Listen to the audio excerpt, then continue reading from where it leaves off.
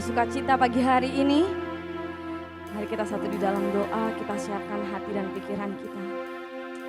Terima kasih Tuhan. Betapa Engkau baik Tuhan dalam kehidupan kami.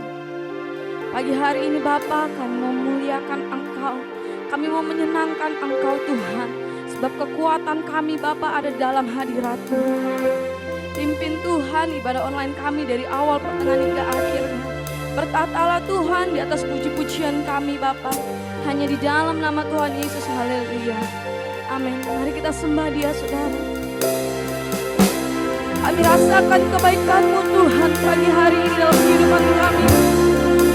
Kami rasakan sukacita-Mu Bapa melimpah di tengah kehidupan kami. Penuhi setiap kami Bapa, penuhi kami Tuhan. Ya dalam nasi dalam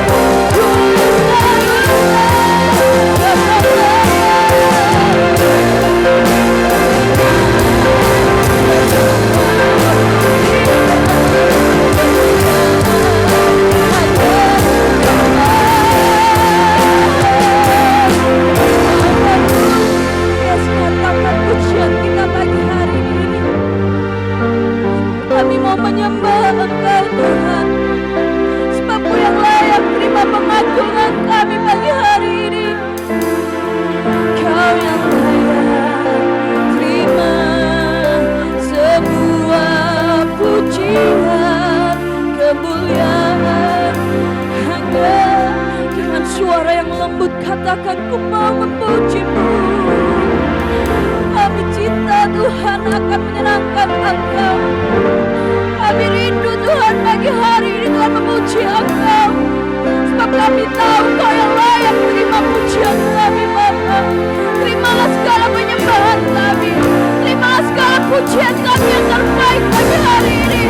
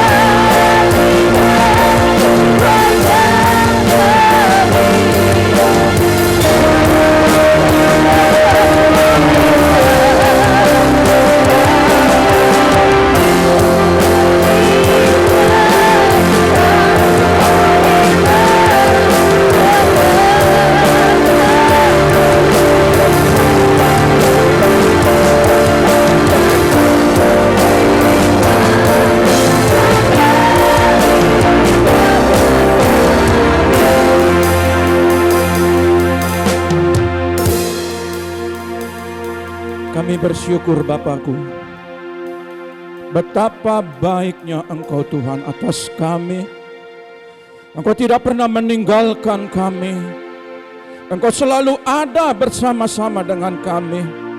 Itulah sebabnya pagi hari ini kalau kami bisa memuji-Mu, kalau kami bisa menyembah-Mu, dan hari ini juga kalau kami bisa mendengarkan isi hati-Mu, itu karena kasih-Mu yang begitu besar atas kami. Dengan apa kami bisa balas Tuhan selain pujian dan penyembahan? Bapa, urapi setiap kami ketika kami mendengarkan isi hati-Mu. Setiap jemaat-Mu dimanapun mereka berada, Engkau Bapa yang selalu menguatkan mereka. Dengan kebenaran firman-Mu pagi hari ini Tuhan, mereka akan mengalami sukacita besar. Karena Bapa selalu mendengar dan menjawab anak-anaknya yang siang dan malam selalu berseru dan berseru. Pagi hari ini urapi setiap kami, hamba-Mu demikian juga. Kami percaya Tuhan, kami siap mendengarkan isi hati-Mu di dalam nama Tuhan Yesus. Yang siap katakan haleluya. Amin. Tuhan Yesus memberkati. Shalom. Terima kasih buat tim pujian dan penyembahan. Sidang jemaat yang ada dimanapun, yang di rumah, baik yang ada di kota ini maupun yang ada di beberapa kota lain yang mendengarkan. Saya percaya pagi hari ini Anda semua diberkati Tuhan. Saya percaya pagi hari ini tidak akan mengalami masa-masa sulit bersama dengan Tuhan, walaupun itu terjadi, tetapi dengan Tuhan selalu pasti ada pertolongan. Saudara yang terkasih, tema pagi hari ini saya rindu, sangat rindu sekali. Beberapa hari kita berdoa selama PPKM ini, kita berdoa selama 2 jam setiap hari di tempat ini bersama tim doa. Ya, kita berdoa buat bangsa dan negara, kita berdoa buat presiden, wakil presiden, kita berdoa gubernur, para menteri sampai tingkat paling bawah. Kita berdoa buat bangsa ini diberkati, kita berdoa supaya terjadi pemulihan ekonomi, kesehatan bagi bangsa ini dan umat-umat Tuhan. Kami selalu berdoa. Ya, kerinduan kami adalah kita harus bersahabat dengan wabah ini. Kalaupun ini diangkat Tuhan, wabah ini terlalu mudah bagi Tuhan. Tetapi kalau sampai hari ini masih terjadi, saya berharap imanmu tidak akan pernah goncang. Arti kita bersahabat adalah tetap kita melakukan aktivitas, tetap kita menjaga diri, tetapi jangan lupa taruhlah pengharapanmu kepada Tuhan dengan sepenuhnya. Saudara percaya kepada Tuhan berbeda dengan saudara mempercayakan diri saudara kepada Tuhan. Sebab itu pagi hari ini adalah sebuah kerinduan hati Tuhan. Kalau kita lihat firman Tuhan kemarin sedikit waktu lagi dalam kitab Hagai 2 pasal 7, pasal 2 ayat ke-7, dikatakan sedikit lagi aku akan menggoncangkan langit, bumi, laut, dan darat. Hari-hari ini kita lihat beberapa bagian belahan dunia, kegoncangan demi kegoncangan terjadi, gempa bumi, angin topan, ya, terus peperangan, kelaparan, wabah, penyakit, dan sebagainya bertubi-tubi. Kalau kita perhatikan, kita bersyukur bahwa ketika murid Yesus bertanya di bukit di dalam Matius pasal 24, Rabi, bila manakah engkau datang kedua kali, kita bersyukur. Salah satu itemnya adalah ketika pohon ara mulai bertunas. Sesungguhnya disitulah waktu Tuhan akan segera tiba. Kita lihat pohon ara sudah bertunas, Israel sudah merdeka. Lalu kejadian terakhir pun juga dikatakan, bila mana engkau datang kali kedua. Firman Tuhan berkata, Apabila firman-Ku sudah sampai ke pelosok-pelosok dunia, didengar oleh berbagai penjuru dunia, maka waktu itulah saatnya sudah selesai. Dan hari-hari ini dengan sarana media, suka tidak suka, pendeta-pendeta luar biasa maupun pendeta-pendeta hamba-hamba Allah, pelayan-pelayan Tuhan yang memberikan berkat lewat pelayanan baik YouTube, FB dan multimedia sebagainya.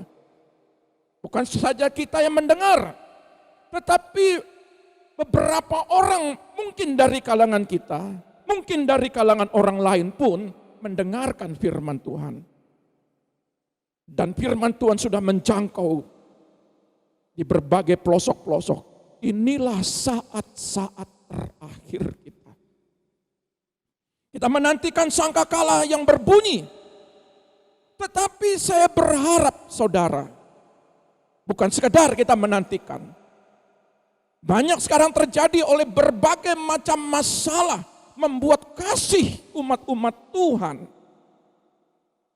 menjadi tawar, itu kata firman. Tetapi saya percaya pagi hari ini bagi saudara yang mendengarkan dimanapun saudara berada. Tema pagi hari ini, harga sebuah kasih mula-mula yang terabaikan. Saya rindu sebagai hamba Allah, ayo kembalilah. Mungkin kali pertama saudara lahir baru, dibaptis, percaya Kristus, saudara begitu antusias sebagaimana layaknya sepasang kekasih yang baru jatuh cinta pertama kali. Dia rindu supaya berjumpa setiap hari. Dia rindu sampai dibawa mimpi pun. Tetapi ketika sudah menikah, kerinduan itu kadangkala luntur. Sudah terbiasa dengan perjumpaan-perjumpaan yang hari-hari di rumah. Kadangkala cinta mula-mulanya tawar.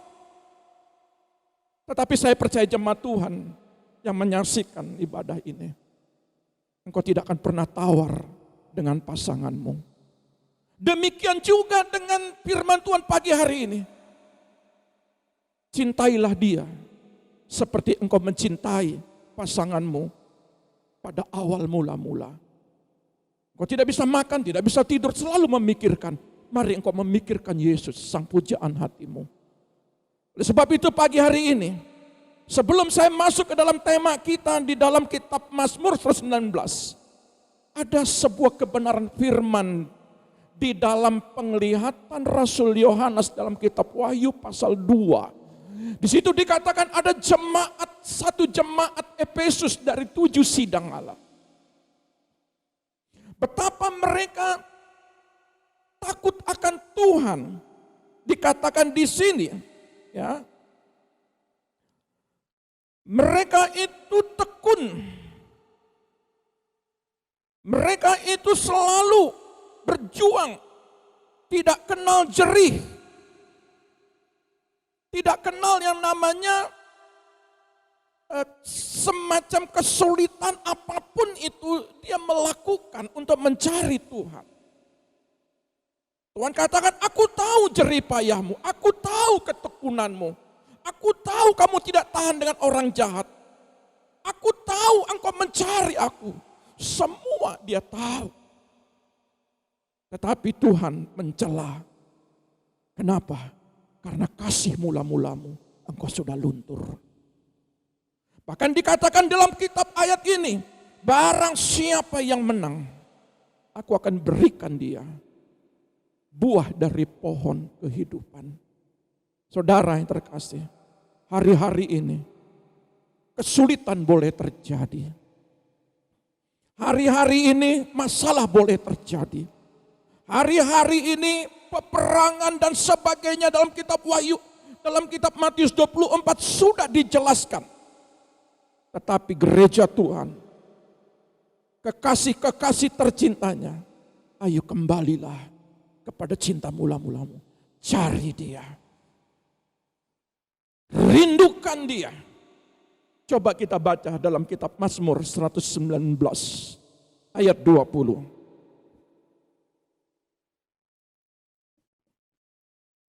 Mazmur 119 yang di rumah juga membuka Alkitab ini, pengajaran pagi hari ini sangat memberkati. Silakan. Mazmur 119 ayat 20, demikian bunyi firman Tuhan. Hancur jiwaku karena rindu kepada hukum-hukum-Mu setiap waktu. Hancur jiwaku. Dikatakan di situ. Kalau di dalam terjemahan bahasa Indonesia sehari-hari dikatakan, hatiku sakit menanggung rindu. Aku ingin mengetahui hukum-Mu setiap waktu. Bukan 1 minggu 1 kali. Bukan hari ini ada, hari besok tidak. Hari ini ada, 2 hari kemudian tidak. Saya berharap gereja Tuhan, kekasih-kekasih tercintanya, kalau engkau merindukan Tuhan, seperti orang yang hancur hati, mencari Dia. Tetapi dengan situasi dan keadaan membuat orang mencari kehidupan, mencari jalan keluarnya sendiri. Dia percaya bahwa dengan saat ini kalau saya berdiam diri tidak memperoleh apa-apa. Saudara, banyak pengalaman sudah terjadi. Banyak yang terjadi bagi kehidupan setiap jemaat-jemaat yang saya tahu dan saya layani. Saudara, di luar Tuhan, engkau banyak mengalami kesulitan. Nah, sebab itu ada suatu contoh. Ya, suatu contoh bagi kita semua, apa yang terjadi kalau kasih mula-mula itu kita abaikan. Kalau seandainya saya melupakan atau meninggalkan kasih mula-mula, saudara kan bisa berpikir di tengah-tengah keluarga.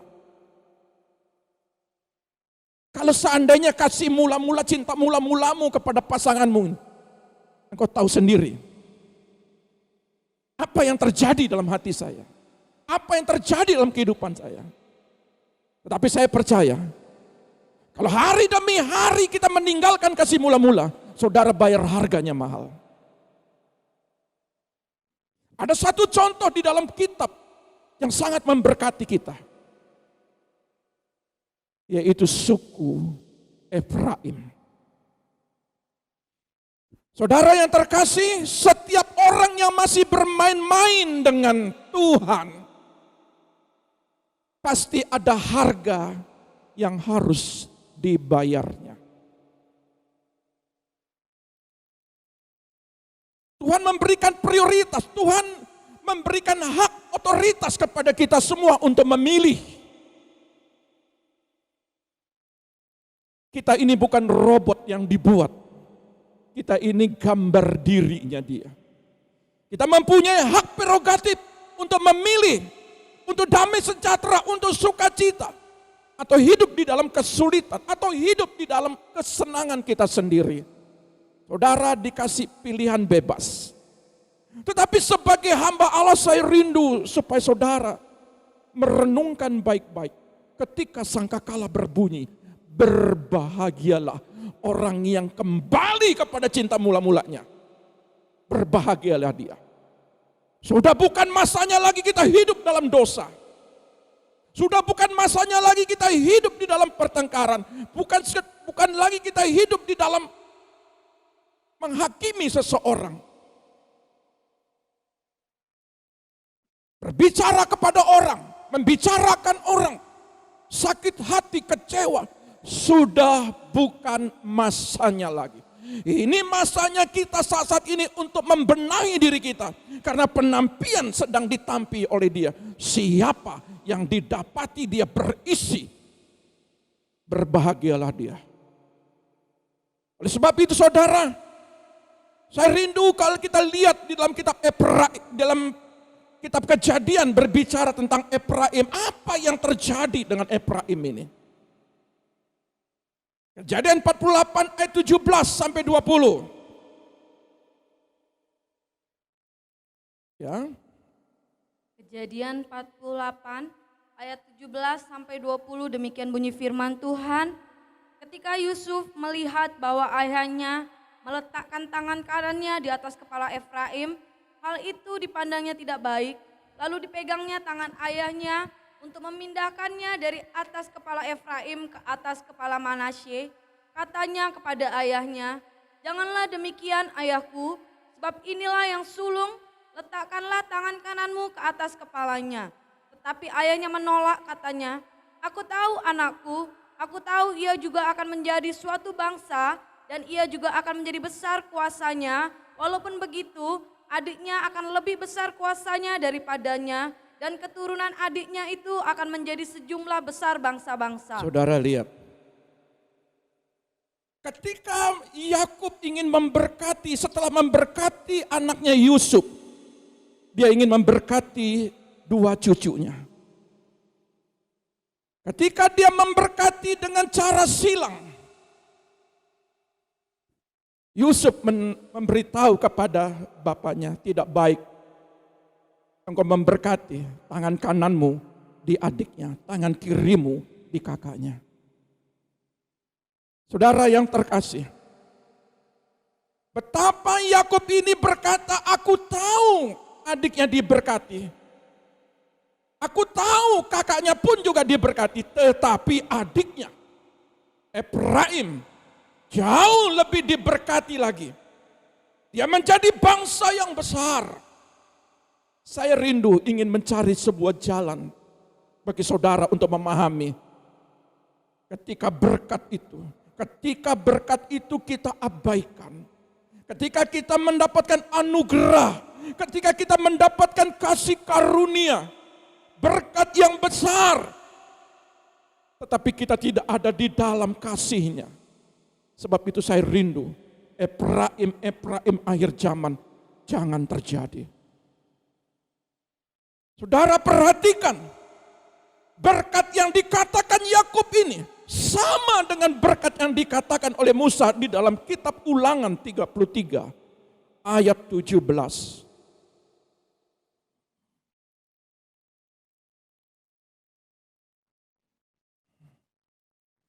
Ulangan 33 ayat 17. Ulangan 33 ayat 17 demikian bunyi firman Tuhan.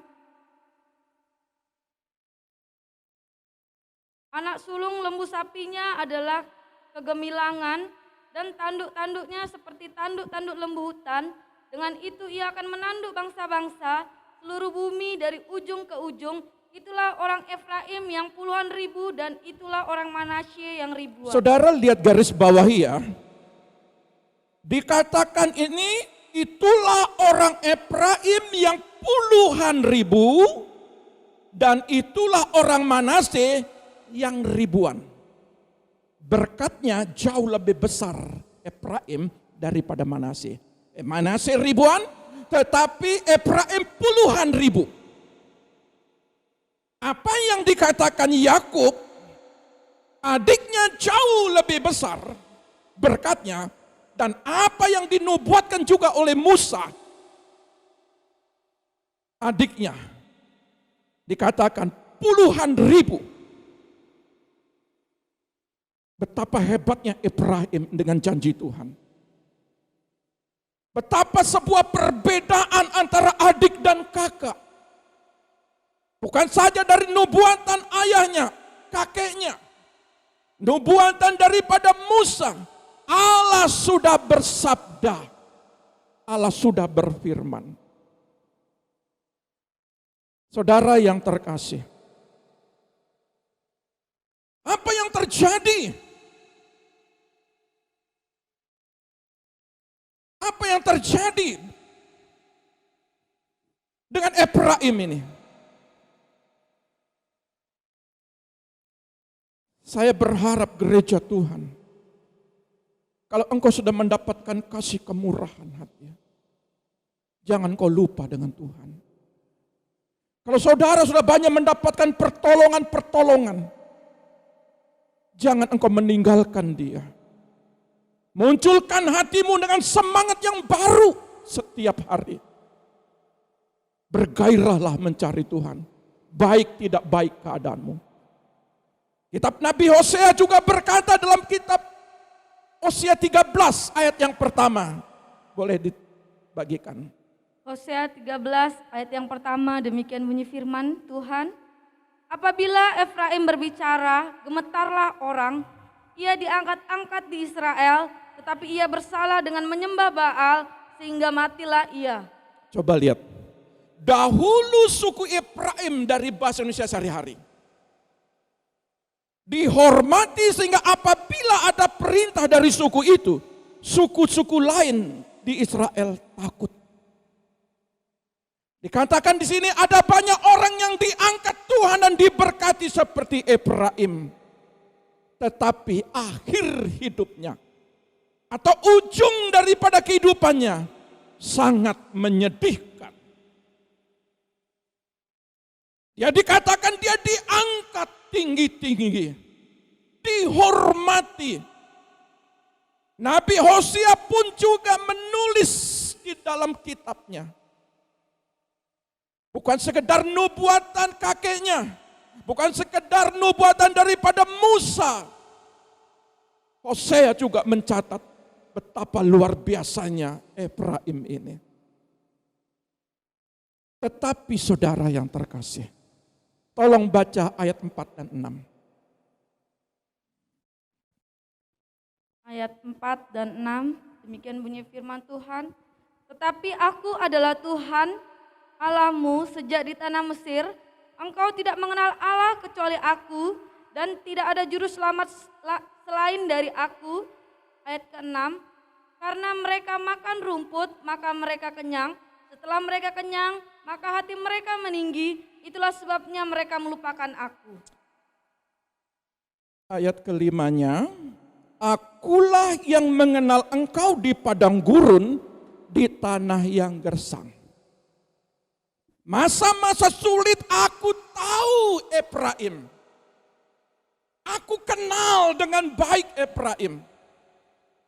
Diawali dengan suatu komunikasi, diawali dengan menikmati janji-janji Tuhan. Tuhan selalu melihat, menuntun Efraim ini. Dan dia tidak pernah lupa dengan janjinya. Apa yang sudah dikatakannya lewat orang-orang besar ini, Yakub dan Musa, dia tepati Tuhan. Dan Efraim mengalami yang namanya kemurahan Tuhan. Tetapi sikap hati Efraim ini berubah.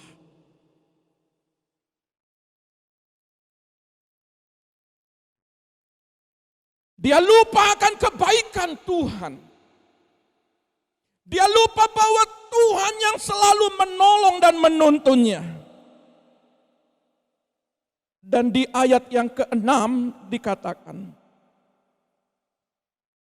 ketika mereka makan rumput, maka mereka kenyang.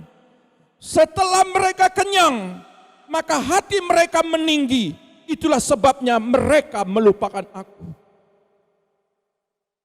Saya menyimak ayat-ayat ini. Roh kesombongan itu berbahaya. Saya belajar di sini untuk melihat ketika Tuhan menolong hari-hari ini. Masa-masa sulit Tuhan memberkati. Saya merenung di dalam doa-doa kita setiap hari di tempat ini. Tuhan, kalau bukan karena Tuhan, siapa kami? Dan tadi pagi ketika kami berdoa, terima kasih Tuhan. Kalau hari ini kami mendapatkan menghirup napas. Kalau pagi hari ini kami diberikan kesehatan, kami disembuhkan. Beberapa hari saya agak KO sedikit. Tetapi Tuhan, kalau hari ini bisa memberitakan firman, itu semua karena Tuhan. Apa susahnya buat Tuhan? Hambaku, engkau sudah selesai. Kalau dia panggil, siapa yang dapat menahannya? Baik istri maupun anak. Tetapi kalau hari ini Saya masih ada di mimbar ini dan memberikan firman. Itu semua karena kemurahan Tuhan. Ucapkan terima kasih itu. Aku sudah memberikan kamu kenyang makan rumput. Engkau tidak kekurangan. Jangan lupa kalau hari ini kita bisa makan dan minum. Jangan lupa kalau kita hari ini masih bisa pakai pakaian. Jangan lupa kalau hari ini kita masih punya dan lain-lainnya. Motor, kendaraan. Mungkin saudara punya deposito. Bunga-bunga deposito, puji Tuhan. Tapi jangan lupa, itu semua karena Tuhan. Benar yang dikatakan oleh Salomo. Aku lahir tidak punya apa-apa. Aku datang tidak membawa apa-apa. Aku pulang semua. Aku tidak bawa apa-apa. Saudara, apa yang kau banggakan? Bukan berarti engkau punya pendidikan sampai mungkin S3, puji Tuhan. Tapi itu tidak bisa dibawa untuk kau berjumpa dengan Tuhan. Tidak bisa engkau berbicara, engkau datang kepada Tuhan berhadapan Tuhan. Aku sudah capek sekolah di bumi ini. Tolong kasih absen nomor 1 saya Tuhan. Di mata Tuhan, miskin dan kaya. Orang berpendidikan dengan tidak berpendidikan. Orang tinggi dan rendah, orang cakep dan jelek. Semua sama di hadapannya.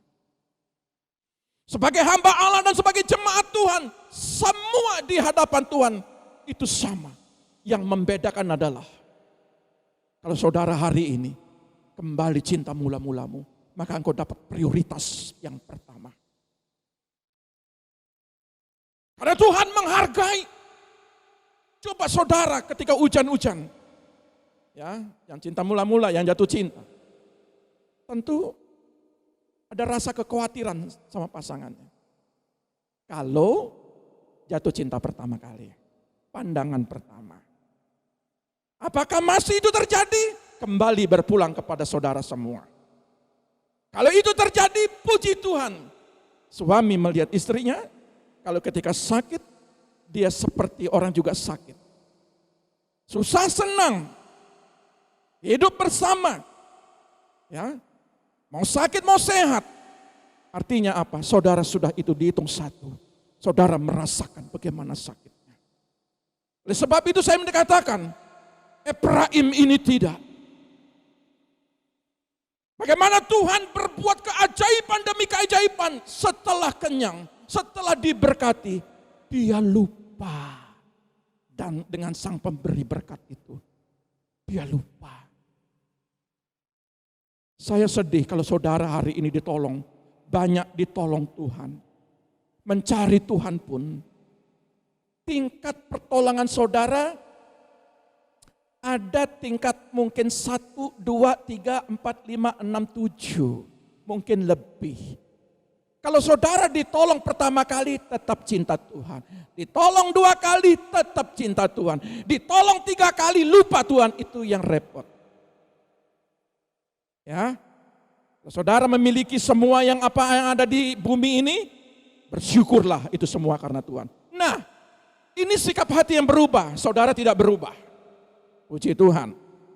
Dan dampak menyepelekan kemurahan Tuhan ada di ayat 13 dan 15 dari kitab Hosea pasal 13. Hosea 13 ayat 13 sampai 15, demikian bunyi firman Tuhan. Sakit beranak mendahului kelahirannya, tetapi ia adalah seorang anak yang tidak bijaksana, sebab tidak pada waktunya ia bergerak. Bila waktunya tiba, ia tidak mau keluar dari kandungan ibu. Ya, sampai di situ dulu, pelan-pelan cara membacanya. Saudara lihat, di dalam bahasa Indonesia sehari-hari bilang begini, Israel mempunyai kesempatan untuk hidup. Tetapi ia begitu bodoh sehingga tidak menggunakan kesempatan itu. Ia seperti bayi yang sesaat lagi akan lahir tapi tidak mau keluar dari rahim ibunya. Saudara, sudah banyak diberi kesempatan yang banyak sekali. Waktu-waktu saudara sudah diberikan. Umur kita umpamanya sekarang umur kepala 5 saya. Ada yang kepala 6. Ada yang kepala 7. Kalau sampai hari ini saya kepala 5, saya masih sehat. Tuhan memberi kesempatan. Saudara diberi kesempatan. Tetapi yang saya sedih adalah ketika Tuhan beri kesempatan, sebelum dia datang kedua kali, saudara tidak pergunakan kesempatan itu untuk pertama mengampuni, kedua membenahi, ketiga mengikis setiap karakter-karakter buruk, karakter-karakter yang berkenan, yang tidak berkenan, menang sendiri, merasa diri benar.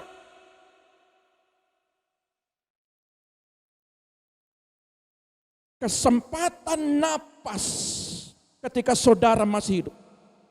Kemarin saya mendengar, saya diberitakan oleh saudara saya yang ada di Jakarta, dipanggil Tuhan.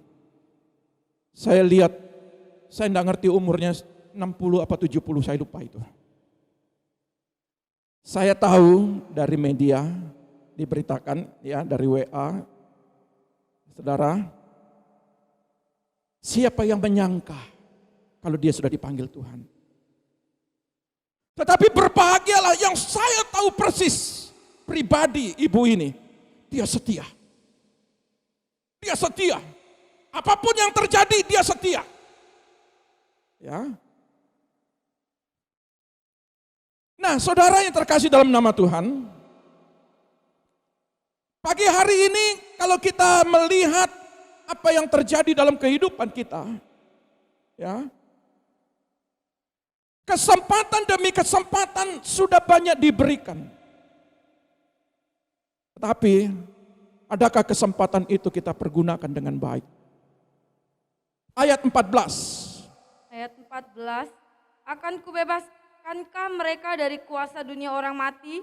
Akan kutebuskah mereka daripada maut? Akan aku bebaskan dia, terus? Di manakah penyakit samparmu, hai maut? Di manakah tenaga pembinasamu, hai dunia orang mati? Mataku tertutup bagi belas kasihan. Saudara lihat, Tuhan itu membela Efraim. Tuhan itu membela kita semua, asalkan kita mengingat dia. Tetapi apa yang terjadi dalam hal ini? Efraim ini menyepelekan kemurahan Tuhan. Dia menyepelekan kasih kemurahan, kasih anugerahnya. Berkat yang besar, lebih besar daripada kakaknya. Berkat anak sulung yang diberikan.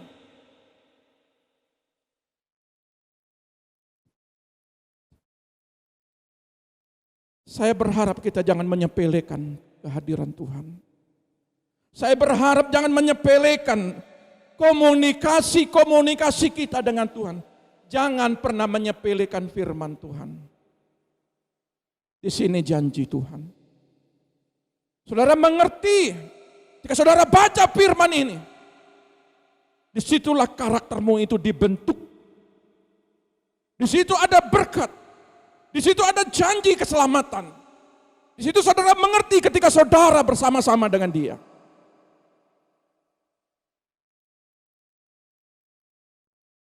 Di dalam kitab Yesaya 7 ayat 8b. Dalam 65 tahun Efraim akan pecah dan tidak menjadi bangsa lagi. Dampak daripada menyepelekan kasih kemurahan Tuhan.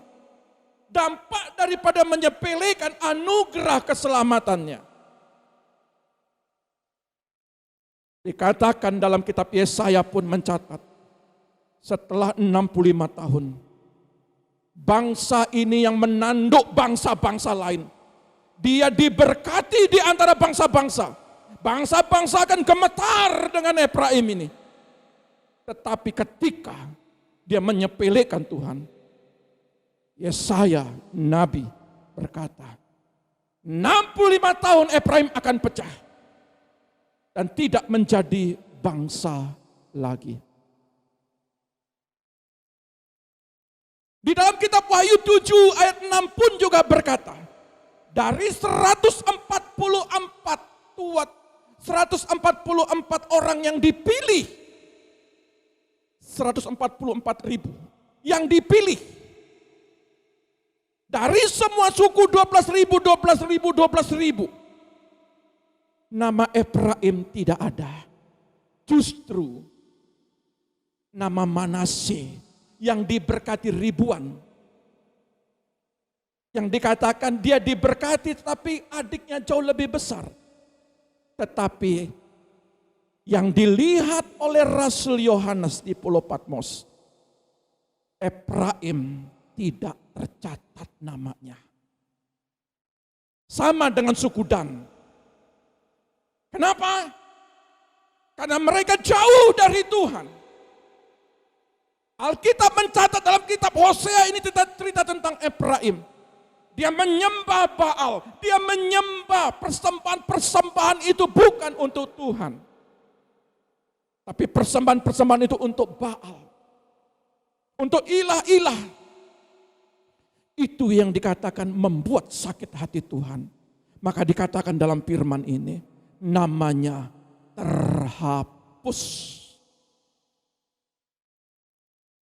Saya berharap saudara, jangan meremehkan keselamatan. Banyak orang undi-undi di dalam hal ini. Tetapi saya mau berkata, setiap orang yang berjuang sampai akhir dengan kebenaran, dengan kesetiaan, dengan cinta mula-mulanya, dia kembali mencintai Yesus lebih daripada segalanya. Bukan berarti kita tidak boleh mencintai pasangan kita. Bukan berarti kita tidak boleh mencintai anak-anak kita, orang tua kita. Tetapi yang nomor satu adalah Yesus. Daripada segala-galanya harta dunia ini akan hilang dan lenyap. Saudara boleh perhatikan di YouTube bagaimana di Cina. Mobil-mobil baru, mobil-mobil mahal, mobil-mobil murah, apapun mereknya, hanyut dibawa oleh banjir bandang. Sudah tidak punya harga lagi. Gedung-gedung hancur. Apa yang dibanggakan hilang lenyap. Tetapi hartamu yang di sorga tidak akan pernah dimakan lengat. Sebab itu saudara, Efraim terhapus namanya. Justru tergantikan oleh adiknya Manasye di antara 144 ribu. Kita sendiri yang menggagalkan janji. Anda sendiri yang menggagalkan janji. Tuhan memberkati kita. Tuhan menopang, Tuhan menolong, Tuhan melakukan perbuatan ajaib. Tetapi kita sendiri dikatakan, ya, sudah waktunya mau melahirkan, dia sendiri tidak mau keluar. Kesempatan itu selalu ada. Hari ini kesempatan itu ada padamu. Tetapi kau pergunakan dengan baik kesempatan itu. Jangan engkau tinggalkan. Jangan menganggap remeh kesempatan itu. Kalau hari ini kita bisa berbuat baik kepada orang. Kalau hari ini kita bisa berdoa. Kalau hari ini kita bisa baca firman. Kalau hari ini kita membagikan firman. Terpujilah nama Tuhan. Lakukan itu selagi engkau bisa. Kalau sudah ukuran 1x2, tidak bisa lagi. Selesailah sudah hidupmu. Tapi kalau hari ini bisa kami ada di depan. Kami menghimbau jemaat-jemaat Tuhan dimanapun. Kami menghimbau bagi yang mendengarkan saat ini. Kembalilah kepada cinta mula-mulamu kepada dia. Rindukan dia seperti hati yang hancur. Seperti sakit hati yang merindukan dia. Saudara yang terkasih dalam nama Tuhan. Perjalanan garis akhir dari orang tua yang diberkati, Yusuf diberkati. Menjadi orang kedua setelah Firaun. Memelihara bangsa-bangsa di dunia. Dia diberkati luar biasa.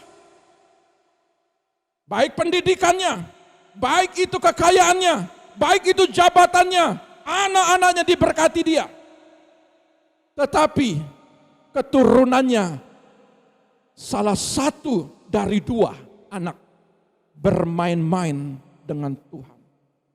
Jangan pernah bermain-main dengan Tuhan. Engkau bayar harga sangat mahal. Mahal benar engkau akan membayarnya. Ini firman nubuatan. Firman yang disampaikan. Kalau engkau bermain-main dengan kebenaran, engkau bermain-main dengan kesetiaan, engkau bermain-main dengan ketaatan, engkau bayar harga sangat mahal.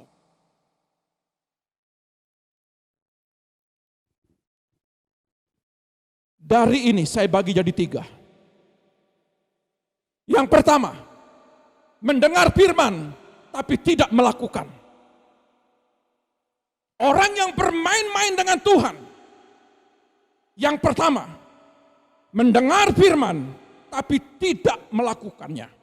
Hosea 8 ayat 11 sampai 13. Hosea 8 ayat 11 sampai 13, demikian bunyi firman Tuhan. Sungguh Efraim telah memperbanyak mezbah. Sungguh Efraim telah memperbanyak doa-doa. Mezbah-mezbah itu menjadikan mereka berdosa. Tetapi mereka lakukan dosa. Sekalipun kutuliskan baginya banyak pengajaran. Sudah banyak baca firman umat-umat Tuhan saat ini. Itu akan dianggap mereka sebagai sesuatu yang asing. Tetapi mereka berkata, saudara lihat, sampai di situ dulu. Saudara lihat ya, ayat 12 ini. Aku menulis banyak sekali ajaran dalam terjemahan lain. Firman sudah banyak didengar. YouTube bolak-balik didengar. 1 pendeta, 2 pendeta, 3 pendeta, 100 pendeta didengar. Puji Tuhan. Kejadian sampai Wahyu 10 kali baca. Puji Tuhan.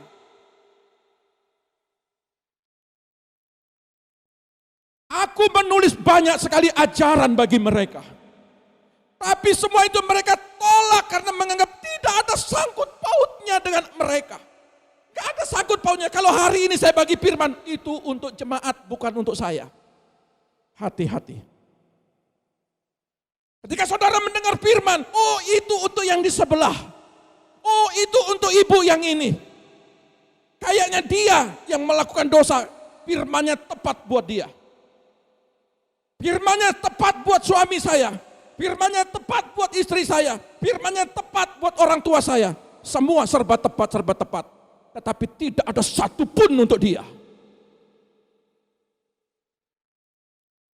Apa artinya engkau banyak baca firman, tapi engkau tidak melakukannya? Mendengar firman tetapi tidak melakukannya. Masih hidup di dalam dosa, tetapi tahu firman. Masih bergaul dengan hal-hal yang melukai hati Tuhan. Besok kan minta ampun, cek gampangnya. Gak apa-apa lah hari ini, dosa saya lakukan sedikit kok. Gak besar kayak yang itu. Itu aja diampunin, masa saya gak diampunin? Saudara bermain-main dengan Tuhan. Ya, hati-hati. Ayat 13. Ayat 13. Mereka mencintai korban sembelihan, mereka mempersembahkan daging dan memakannya, tetapi Tuhan tidak berkenan kepada mereka. Sekarang Ia akan mengingat kesalahan mereka dan akan menghukum dosa mereka. Mereka harus kembali ke Mesir. Mereka harus kembali ke Mesir. Mereka harus kembali kepada perbudakan. Mereka harus kembali kepada kesulitan. Mereka harus kembali kalau memang itu jalan keluarnya untuk saudara mengerti hati Tuhan. Maka dia akan lakukan itu. Ketika saudara diberkati naik 7 tingkat. Kalau satu-satunya cara untuk membuat saudara bertobat. Dikembalikan kepada titik nol. Kalau tidak begitu saudara tidak sadar-sadar.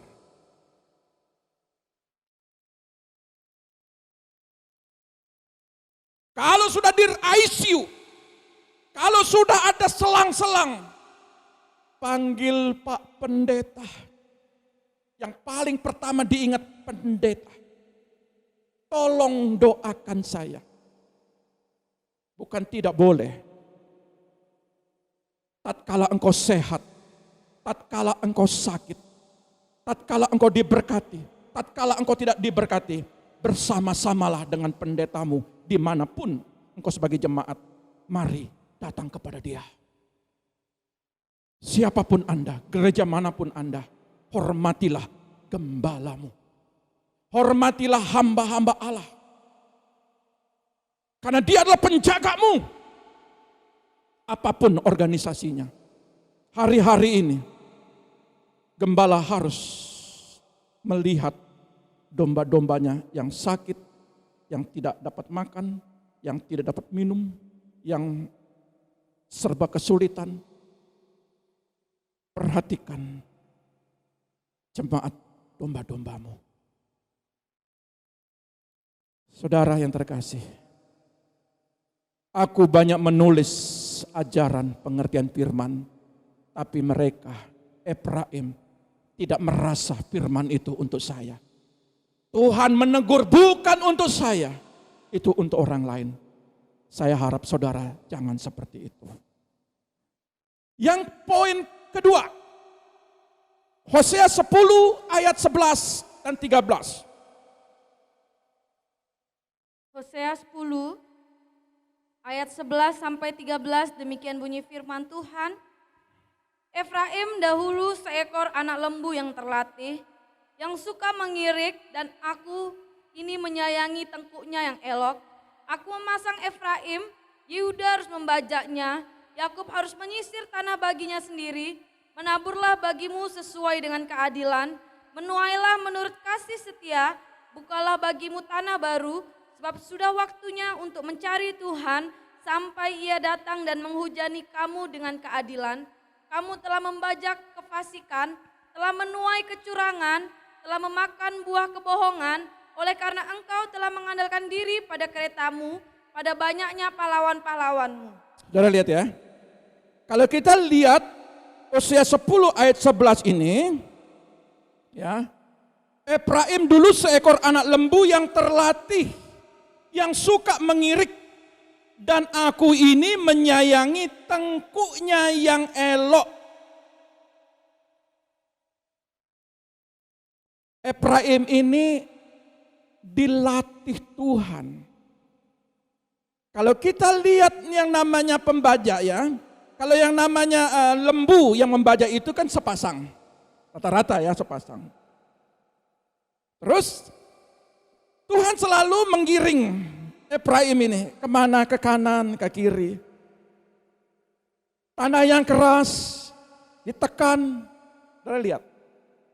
Kita ini kadangkala diiringi sama Tuhan kemanapun. Kita sakit, pasti Tuhan mendampingi kita. Kuat ya, dalam hati nurani. Percaya ya, hati nurani. Tuhan tetap ada di sini dan selalu berbicara. Hari ini pasti kamu diberkati. Hari ini pasti kamu dipulihkan. Hari ini kamu percaya dah. Efraim ini dituntun Tuhan. Dilatih menjadi lembu yang hebat. Ketika dia membajak luar biasa. Sangat dilatih. Tetapi apa yang terjadi? Saudara lihat. Efraim dahulu seekor anak lembu yang terlatih, artinya dia selalu dipantau. Saya percaya waktu kali-kali pertama, ketika saudara mengalami suatu persoalan, saudara dilatih Tuhan untuk mendapatkan jalan keluar. Kadangkala kita melihat, aduh berat tantangannya. Tetapi saya mendengar banyak jemaat-jemaat Tuhan. Hari-hari ini, orang berkata, dunia berkata masa sulit.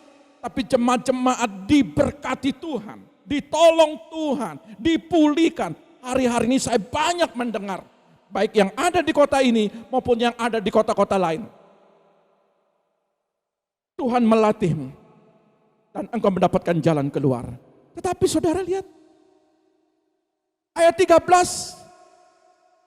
ketika sudah punya kemampuan. Ayat 13-nya. Ayat 13, kamu telah membajak kefasikan, telah menuai kecurangan, Ya. telah memakan buah kebohongan, oleh karena engkau telah mengandalkan diri pada keretamu, pada banyaknya pahlawan-pahlawanmu. Telah memakan buah kebohongan. Saudara lihat ya. Saudara lihat di sini ayat-ayat ini berkata, engkau telah mengandalkan diri pada keretamu, pada banyaknya pahlawan-pahlawan. Kadangkala ketika sudah ditolong Tuhan, banyak kali dari kita adalah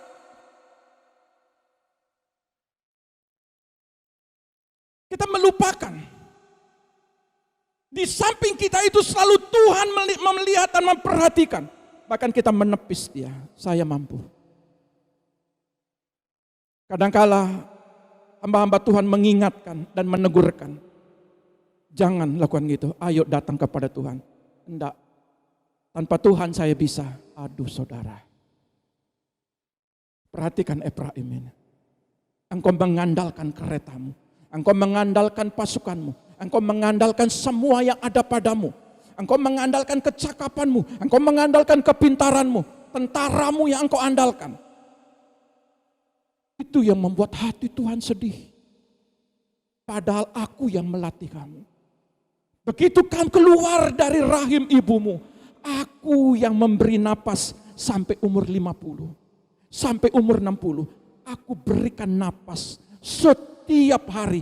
Kalau engkau hitung 1 detik, 1 kali tarikan napas, berapa tahun, berapa menit, berapa jam, berapa waktu yang engkau pergunakan menikmati kasih karunia Tuhan.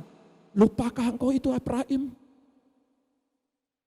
Lupakah engkau itu jemaatku? Aku hanya minta satu, kembali kepadaku. Aku tidak minta apa-apa daripadamu. Jangan abaikan cinta mula-mulamu. Itu kan untuk kepentingan diri kita sendiri. Yang menikmati buah pohon kehidupan kan kita. Kenapa kita tolak buah kehidupan itu? Mahkota kehidupan itu. Itu kan semua untuk kita semua. Apa yang kau banggakan? Berapa harga yang kau mesti kembalikan? Harga oksigen Anda berapa juta? Hanya bisa dipakai hanya 1-2 hari. Tapi berapa puluh tahun engkau gunakan oksigen dari sorga? Enggak bisakah engkau menggunakan waktumu untuk memuji dia? Enggak bisakah engkau menggunakan praise the Lord untuk dia? Efraim dikatakan engkau sombong. Kau seolah-olah tidak butuh dengan Tuhan. Kalau aku cabut oksigen itu daripadamu, apa yang bisa engkau lakukan? Tuhan masih memberikan kesempatan. Alkitab mencatat supaya tidak ada satu jiwa pun yang binasa. Kalau hari ini masih kita hidup, artinya kita harus masih dikoreksi. Masih harus dibenahi. Karena kita tidak ada yang sempurna. Tuhan mau supaya kita menjadi mempelai yang tidak bercacat celah.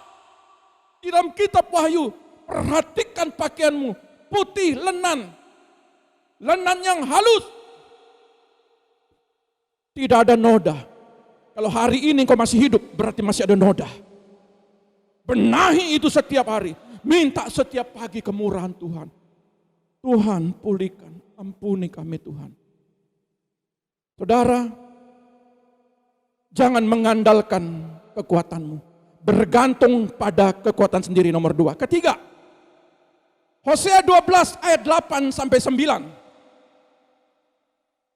Poin ketiga kita. Hosea 12 ayat 8 sampai 9, demikian bunyi firman Tuhan.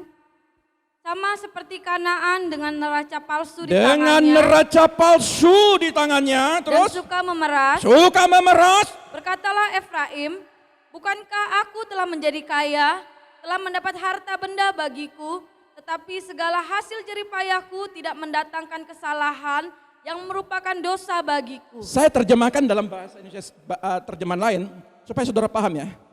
Saudara lihat ya. Tuhan berkata kepada bangsa Israel, kamu itu curang. Seperti orang Kanaan, pedagang-pedagangmu suka menipu langganannya dengan timbangan yang tidak benar. Kalau bilang 1 kilo, 1 kilo. Dikurangin. Saya waktu dulu jadi pengusaha, mohon maaf kata, saya sebelum jadi hamba Allah, 3 perusahaan kami pegang. Di situ banyak terjadi manipulasi. Menghadapi dunia, saya tahu bukan gembala pendeta murni, tetapi saya tahu latar belakang bagaimana menjadi seorang pebisnis, saya tahu persis.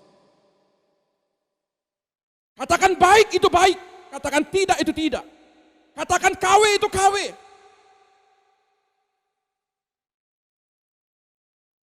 Saya ingat waktu dulu, beli barang harganya cuma 75.000. Saya pernah dengar, salah satu partner,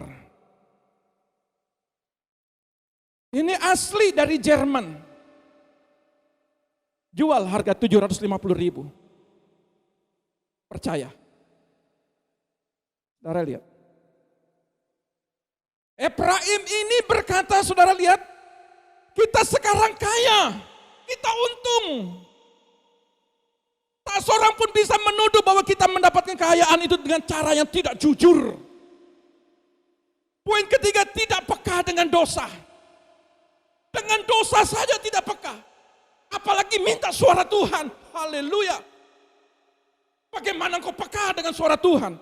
Dengan dosa saja kau tidak peka. Suatu ketika, saya beli map. Map itu 12 lusin, kalau bahasa dagangnya itu 1 bal. Tidak dicatat oleh anak buahnya. Saya cek setiap item. Ternyata 1 poin map ini tidak ada masuk di buku invoice. Tidak ada masuk di invoice. Berarti ini kelalaian pelayannya. Secara manusia saya diuntungkan. Saya kembalikan lagi. Kalau Anda benar-benar mendengar firman dan melakukan firman, kalau Anda benar-benar peka dengan dosa, kembalikan.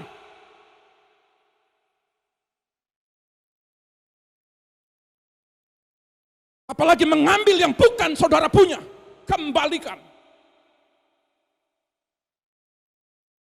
Saudara tidak peka dengan dosa. Saudara katakan takaranmu segini. Harga sama bahkan dilebihkan. Ini asli padahal palsu. Kau tidak jujur. Ephraim berkata, gak ada yang tahu kecurangan kita. Yang penting kita kaya. Kekayaan dengan tidak jujur di mata Tuhan. Engkau Ephraim. Dengar firman setia, tapi tidak jujur. Saya percaya yang mendengarkan ibu-ibu, jangan suka toel-toel. Tahu toel-toel?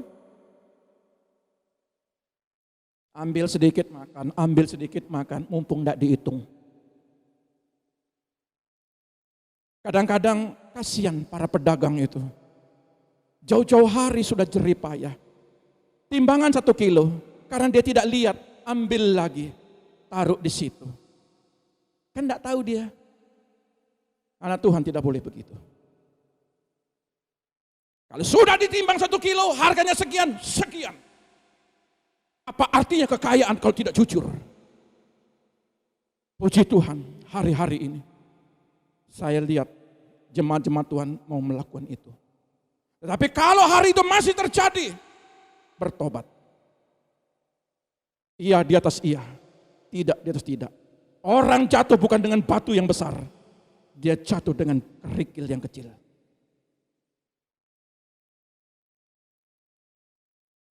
Nah,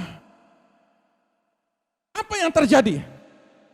Coba lihat dalam Yeremia 2 ayat 5. Yeremia 2 ayat 5, demikian bunyi firman Tuhan. Beginilah firman Tuhan. Beginilah firman Tuhan. Apakah kecurangan yang didapati nenek moyangmu padaku? Apa kecurangan daripadaku? Terus? Sehingga mereka menjauh daripadaku. Kenapa hari-hari ini saya lihat banyak orang-orang menjauh dari Tuhan? Kenapa? Saya menjadi pertanyaan besar. Ini masa sulit. Kenapa semakin jauh? Seharusnya kita semakin dekat sama Tuhan. Terus Mengikuti dewa kesia-siaan sampai mereka menjadi sia-sia. artinya Yeremia 2 ayat 5 ini. Saudara, coba cek. Berapa banyak waktumu yang terbuang? Komunitas sia-sia. Saya harus tegas hari ini. Yang masih hidup dalam perjudian, bertobat. Kembali. Yang masih hidup dalam kesenangan-kesenangan narkoba, bertobat.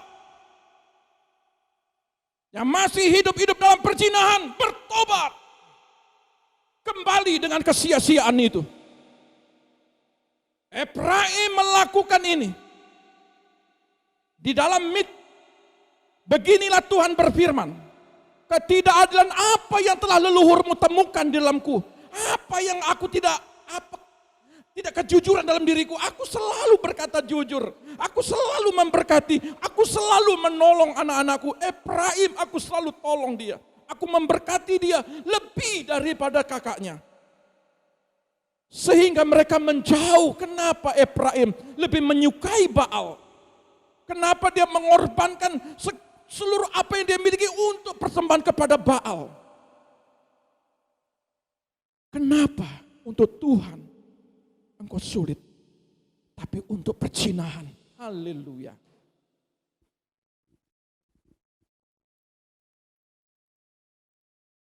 Saya berharap masa lalu boleh masa lalu, tapi hari ini lebih baik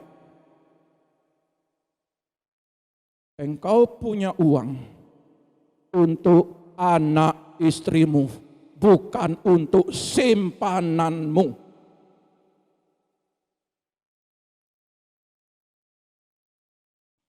Efraim dengan kesia-siaan, dia bawa hidupnya dengan kebinasaan.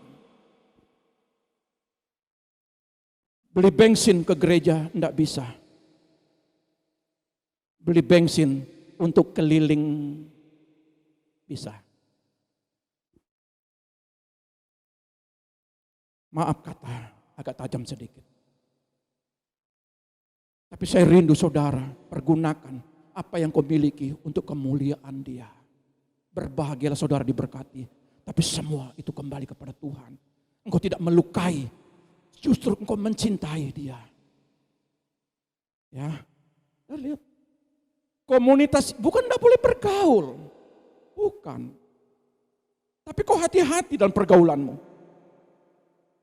Coba lihat ada narkoba, enggak ikut narkoba tapi duduk di situ, pasti diangkut. Cek saya negatif kok, iya. Kamu tahu, tapi kamu enggak kasih tahu, ya kamu kena. Komunitas yang sia-sia akan membawa kesia-siaan dalam hidup kita. Tapi ketika kau komunitas, kau berdoa, maka akan mendapatkan berkat. Bukan tidak boleh bergaul orang berdosa. Justru kita ada di tempat orang berdosa supaya dia menjadi orang benar. Tapi seringkali kita hanyut dengan dosa. Itu yang tidak boleh. Amin ya. Haleluya. Belajar berkomitmen dengan waktu, atur waktumu. Kapan waktu-waktu untuk mencari Tuhan, kapan waktu-waktu untuk bekerja, haleluya. Agak tajam lagi.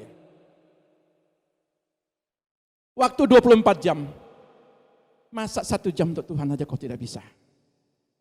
Itu belum 1/10-nya. Harusnya 2 jam 40 menit. 15 menit aja kadang-kadang kalau.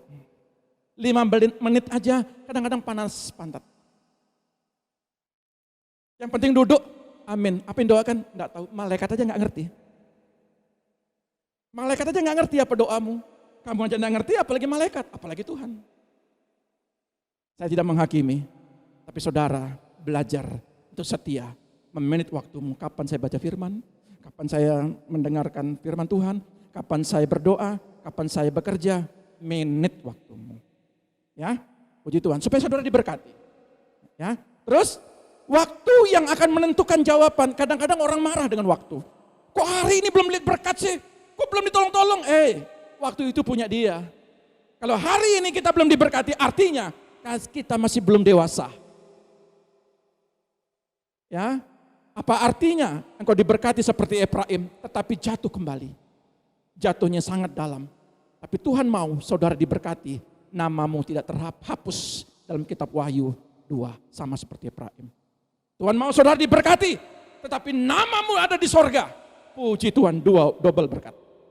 Ya, nah, harga yang harus dibayar, Hosea 11. Ya. Ayat 1-5. Ayat terakhir kita. Hosea 11 ayat 1-5, demikian bunyi firman Tuhan. Kasih Tuhan mengalahkan kedegilan orang Israel. Ketika Israel masih muda, kukasih dia, dan dari Mesir kupanggil anakku itu. Dari Mesir kupanggil, dari keterpurukan, dari ketidakberdayaan, aku panggil dia untuk aku berkati. Terus? Makin kupanggil mereka, makin pergi mereka itu dari hadapanku. Aduh, sangat menyedihkan. Mereka mempersembahkan korban kepada para Baal dan membakar korban kepada patung-patung.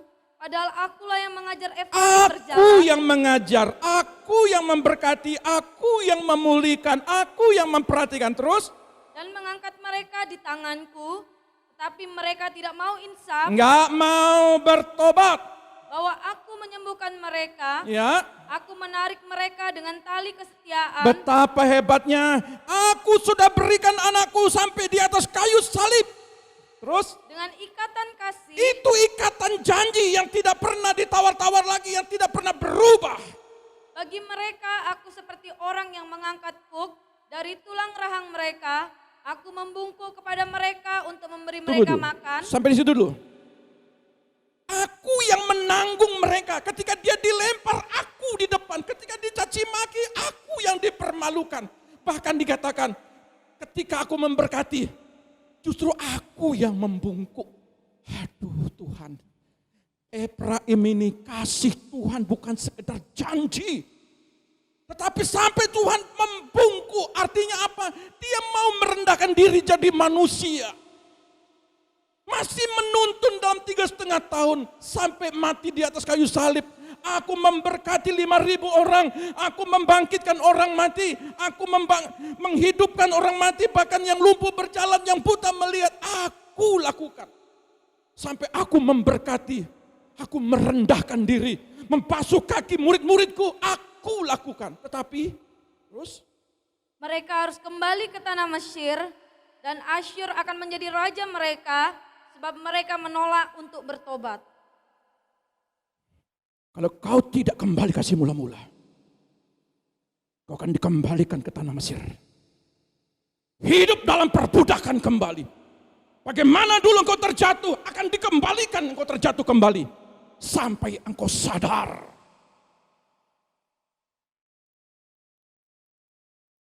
Jangan tunggu habis hilang lenyap. Sampai hari ini engkau mengalami sesuatu, cepat berbalik. Dan Efraim karena tidak sadar, aku kembalikan dia. Justru di dalam pemerintahan Raja Asyur yang lebih jahat. Kalau memang hari-hari ini dengan satu-satu jalan, ekonomimu dihancurkan. Diluaskan seperti Ayub. Kalau memang itu jalan-jalan yang kau bertobat, nah, Tuhan akan angkat itu pagar. Silakan iblis.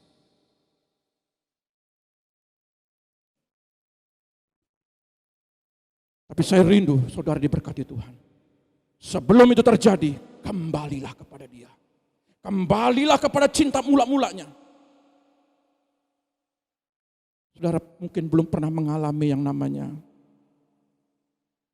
kalau kita sekarang-sekarang ini masih punya orang tua yang umur 70, 80-an. Suatu kelak, kalau masih ada kesempatan Tuhan memberikan engkau umur panjang. Kalau sekarang kau sehat, tetapi ketika engkau pakai tongkat, ketika engkau sudah tidak berdaya, saya masih ingat. Maafkan kata, saya harus membagikan ini. Dulu papa saya sangat kuat sekali.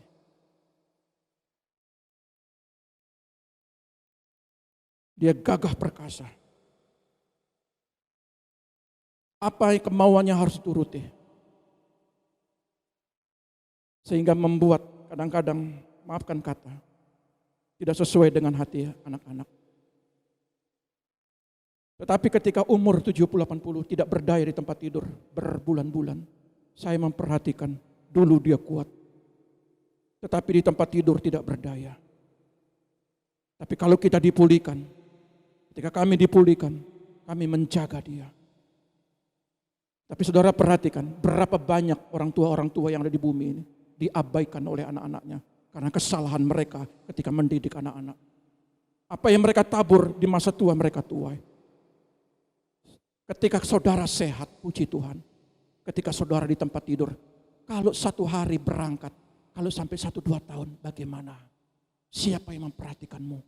Engkau pikir dengan baik-baik. Taburlah kebaikan buat keluargamu. Taburlah kebaikan buat anak-anakmu. Suatu kelak kita tidak bisa hidup sendiri. Tetapi bersyukur Tuhan menjaga. Saya berharap anak-anak Tuhan kembali mengalami perbudakan, kesulitan. Jangan mau. Kalau saudara sudah diangkat, jangan mau. Kalau saudara tidak mau, ayo pertahankan imanmu, pertahankan doamu, pertahankan kepercayaanmu, pertahankan hubunganmu. Jangan berkatmu terhilang. Justru kita banyak kali orang-orang sedang terjadi. Apa yang dulu dia jaya, tapi hari-hari ini menderita, melarat, bahkan sampai anak cucu ikut menderita dan melarat. Itu kesalahan kita sendiri. Dari pihak Tuhan dia tidak melakukan kesalahan. Dia sudah melakukan yang benar. Sampai keselamatan kita diberikan. Bukan sekedar berkat di bumi. Tapi kita yang membuang itu semua kasih karunia Tuhan. Saya berharap di penghujung khotbah pagi hari ini. Kembalilah kepada cinta mula-mulamu. Tuhan tidak lihat berapa banyak salahmu. Tuhan tidak lihat berapa banyak yang kau lakukan dosa. Tapi hari ini kembalilah. Carilah dia. Karena itu yang akan menyelamatkanmu. Tuhan Yesus memberkati kita.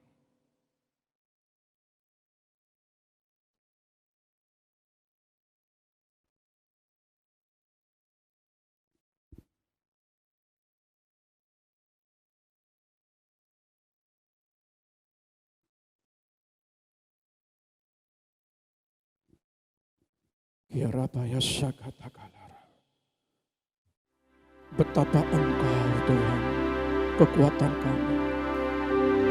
Betapa Engkaulah Tuhan perisai kami. Aku hanya ingin menyembah-Mu Tuhan. Aku hanya ingin menyenangkan-Mu Tuhan. Yesus, Engkau sangat berarti bagi kami. Di saat aku lemah, Engkaulah kekuatan kami. Kami rindu Tuhan, kembalikan Tuhan. Cinta mula-mula kami seperti aliran air yang dirindukan oleh rusa Tuhan. Kami rindu akan Engkau. Kinalarabaya sangat antalaraba.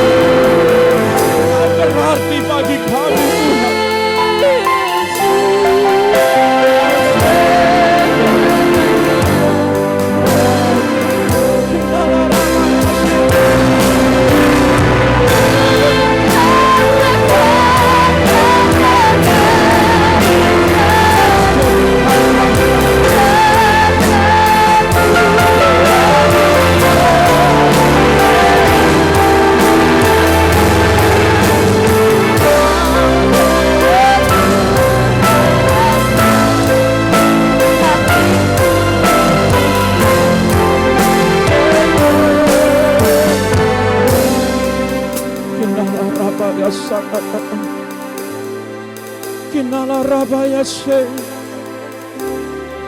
Kurala ramayana mayana mayana. Oh Yesus, kami sembah Engkau Tuhan. Engkau Yesus, keselamatanku.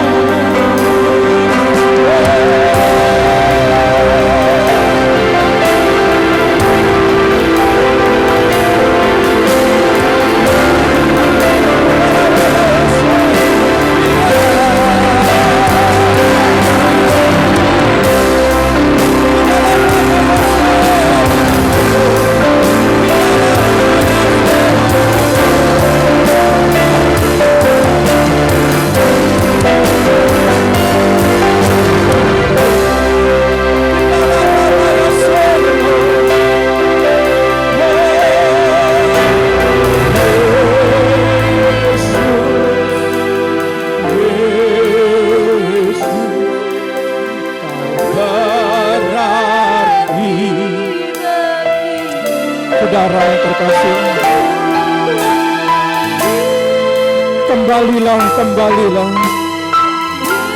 kembalilah kepada Dia. Biar rindu memeluk dirimu, biar rindu memeluk kita semua.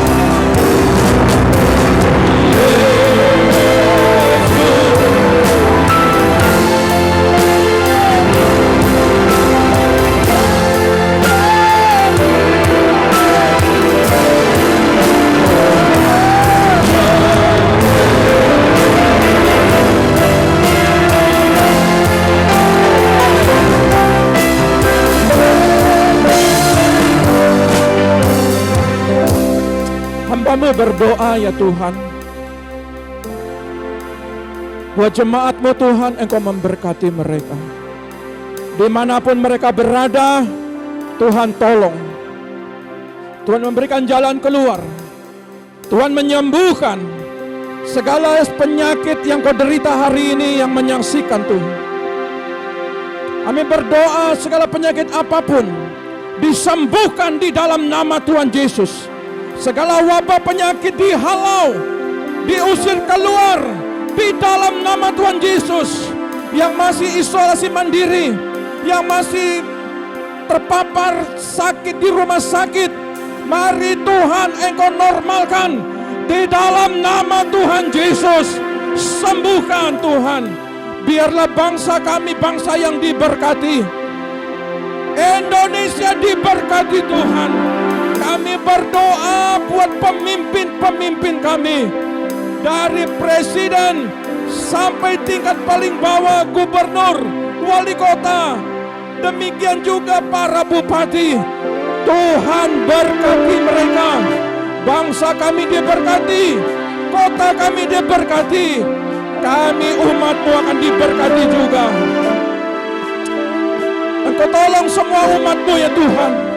Setiap jemaat-jemaat-Mu, hamba berdoa, damai sejahtera, kasih Tuhan, kelimpahan terjadi bagi mereka Bapa. Terpujilah Engkau Tuhan. Praise the Lord. Yesus, terima kasih Tuhan. Hallelujah.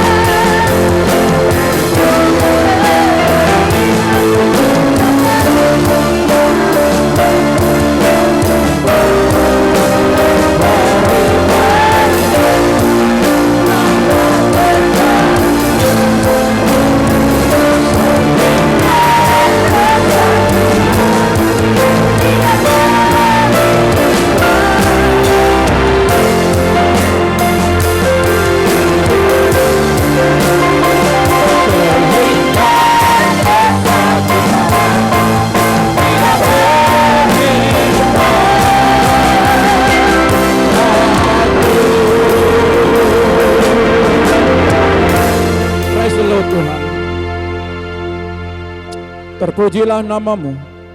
Akhir daripada ibadah ini semua campur tanganmu.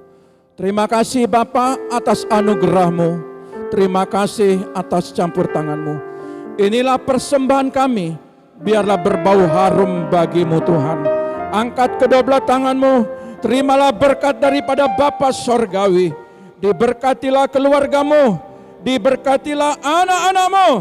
Diberkatilah kesehatanmu. Diberkatilah pendidikan anak-anakmu. Diberkatilah lumbung-lumbungmu. Apa yang kau kerjakan lewat tanganmu akan selalu dibuat berhasil. Sehingga penuhlah sukacitamu. Setiap kakimu melangkah akan selalu dituntun oleh Tuhan. Terpujilah nama Tuhan.